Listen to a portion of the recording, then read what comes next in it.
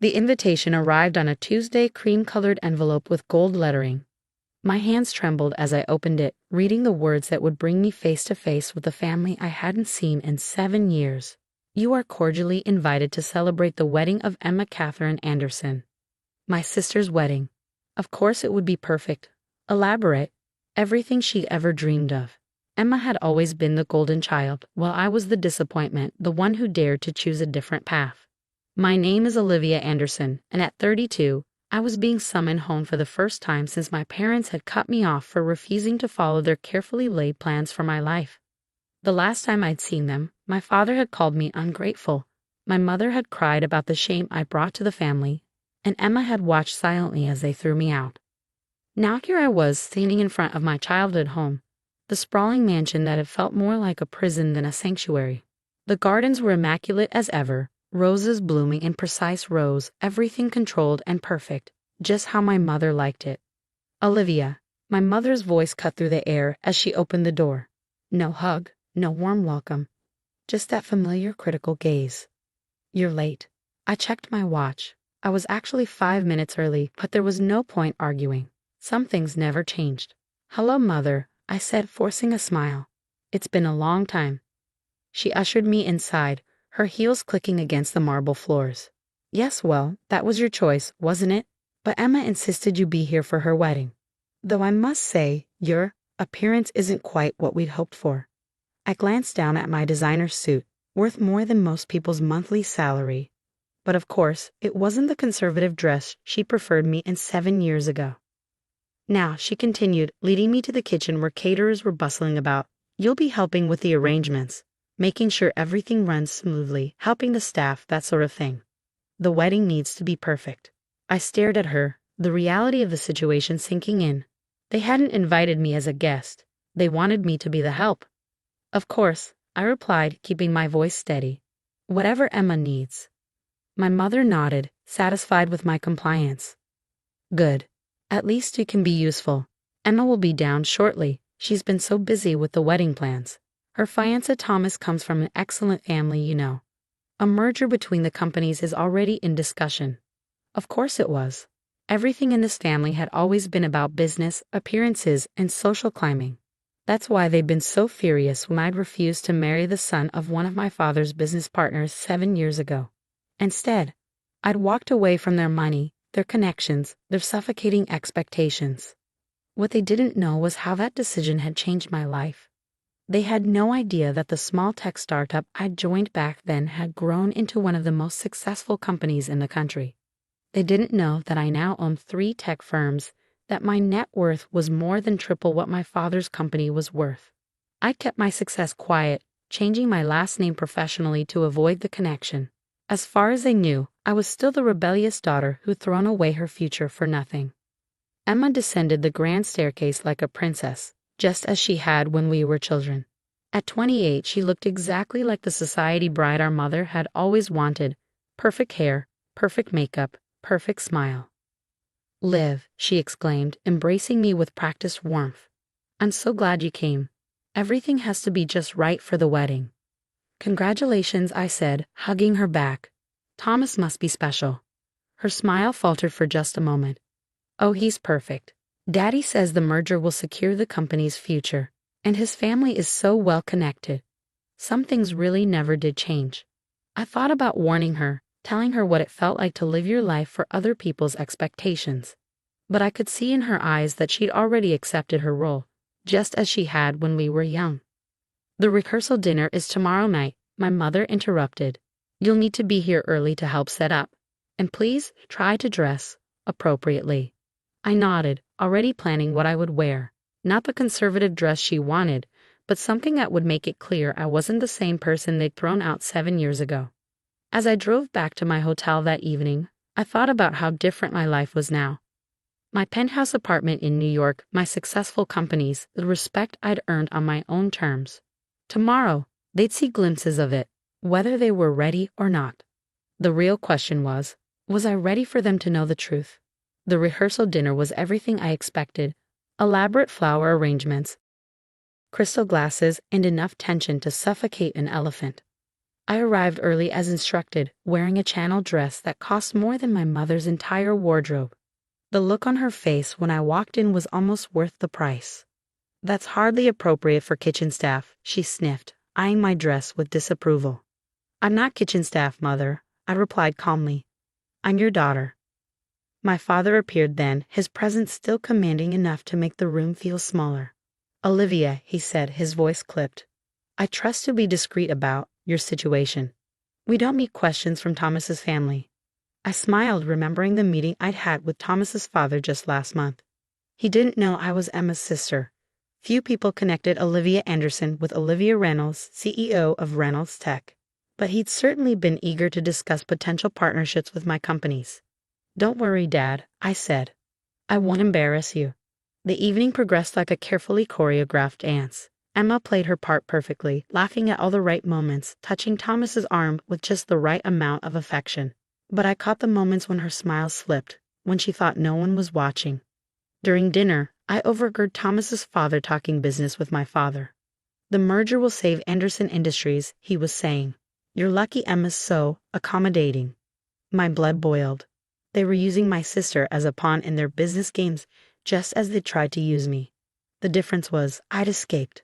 Later that night, Emma found me in the kitchen where I was supposedly helping with cleanup.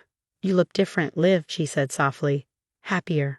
I am, I replied. You could be too, you know. You don't have to go through with this. She twisted her engagement ring nervously.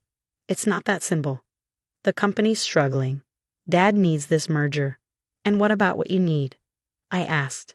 I need to not disappoint them like you did, she snapped, then immediately looked regretful. I'm sorry, I didn't mean. Yes, you did, I said. But you're wrong about one thing. I didn't disappoint them. I disappointed their expectations. There's a difference. The next morning, I had breakfast with Thomas's father at his request. He still had no idea who I really was. Ms. Reynolds, he said, I've been hoping to discuss a potential acquisition. Your tech companies would be a valuable addition to our portfolio. I sipped my coffee, enjoying the irony. That's interesting, I said. I heard you were already planning a merger with Anderson Industries. He waved dismissively. That old dinosaur? We'll strip it for parts once the merger's complete. Henry Anderson doesn't know it yet, but his company won't exist in 6 months. That's why this wedding is so important. My hand tightened around my coffee cup. And Emma? Does she know this? He laughed. The girl? She's just happy to be marrying into our family. Women like her are easily managed. I stood up, my decision made. Mr. Harrison, I should introduce myself properly. I'm Olivia Anderson, Emma's sister, and I think we need to have a very different conversation. The color drained from his face as recognition dawned. I pulled out my phone and played the recording of our conversation. Now, I said, let's talk about what's really going to happen. By that afternoon, news of the canceled merger was spreading through both families like wildfire. Emma found me in the garden, her face a mix of confusion and relief. What did you do? She asked. I handed her the recording. I showed you who Thomas's family really is, I said. The rest is up to you. She listened, her hands shaking. When it was finished, she took off her engagement ring and placed it on the garden table. They're going to be furious, she whispered. Probably, I agreed. But you know what? Sometimes fury is better than a lifetime of regret. That evening, as chaos erupted in both households, I sat in my hotel room and made a phone call that would change everything. My father's company might be struggling, but it wasn't beyond saving, not if it had the right partner. It was time to show my family exactly who I'd become. The morning of Emma's would-be wedding dawned bright and clear. Instead of wedding preparations, both families were in crisis mode. I walked into my father's study, where he sat with his head in his hands, looking older than I'd ever seen him. The company's ruined, he muttered without looking up. Everything I built. Not necessarily, I said, placing a folder on his desk. I have a proposal. He opened it, his eyes widening as he read. Reynolds Tech wants to partner with us. But how? Why would Olivia Reynolds? Because I am Olivia Reynolds, I said quietly. I changed my name when I started my company. I didn't want any connections to the family fortune. I needed to prove I could do it on my own. He stared at me, really seeing me for the first time in years. You're the CEO of Reynolds Tech? I nodded. 3 companies actually, and an offering to save Anderson Industries, not through a merger, but a genuine partnership. We'll modernize your infrastructure, integrate new technologies, and create something stronger together. Why? He asked, his voice barely a whisper. After everything. Because you're my family, I said. And because I want to prove that success doesn't have to come at the cost of someone else's happiness. Emma found me later in the garden, where workers were dismantling the wedding decorations. Is it true? She asked. About your companies? Yes, I said. And you know what? I built them by following my own path, not someone else's expectations. She sat beside me, tears in her eyes. I've been so afraid of disappointing them that I almost ruined my life. I took her hand. It's not too late to find your own way. My mother was the last to come around. She found me in the kitchen, where I was supposed to have been helping with the wedding, and stood awkwardly in the doorway.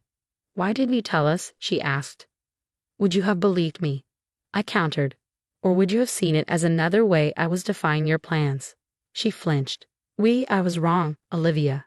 About so many things. The partnership between Reynolds Tech and Anderson Industries was announced the following week. The business world was shocked to discover that Olivia Reynolds and Olivia Anderson were the same person, but the story only added to my reputation. Emma decided to take some time to figure out what she really wanted. She moved to New York, started therapy, and eventually discovered her own passion for environmental law. Our parents struggled with the changes at first, but seeing both their daughters successful and genuinely happy began to shift their perspective.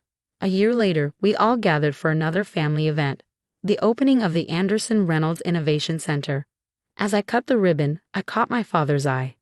He nodded, just slightly, but in that nod was everything we'd never been able to say. I'm proud of you, he told me later, not because of your success, but because you had the courage to be yourself. My mother, standing nearby, added softly, we should have seen it sooner. That evening, I stood in my old bedroom, now a guest room, looking out at the garden where I'd spent so many hours dreaming of escape. Emma joined me, looking relaxed and confident in a way she never had before. You know what's funny, she said. They thought making you help with my wedding was a punishment, but it gave you exactly the opportunity you needed to save us all. I smiled. Sometimes the best revenge is simply becoming the person you were meant to be. Now, at family dinners, there are no more discussions of arranged marriages or business mergers. Instead, we talk about dreams and possibilities, about building things that matter. My parents are learning, slowly but surely, that true success isn't measured by social status or bank accounts, but by the courage to live authentically. And me, I'm exactly where I'm supposed to be, successful on my own terms, helping others find their path, and finally, truly part of a family that sees me for who I am. Sometimes I think about that wedding invitation, about how they tried to diminish me by making me the help. They had no idea they were giving me the perfect stage to show them exactly who I'd become. But more importantly, they had no idea that their attempt to humble me would lead to healing wounds that have festered for years. Sometimes the best endings come from the most unexpected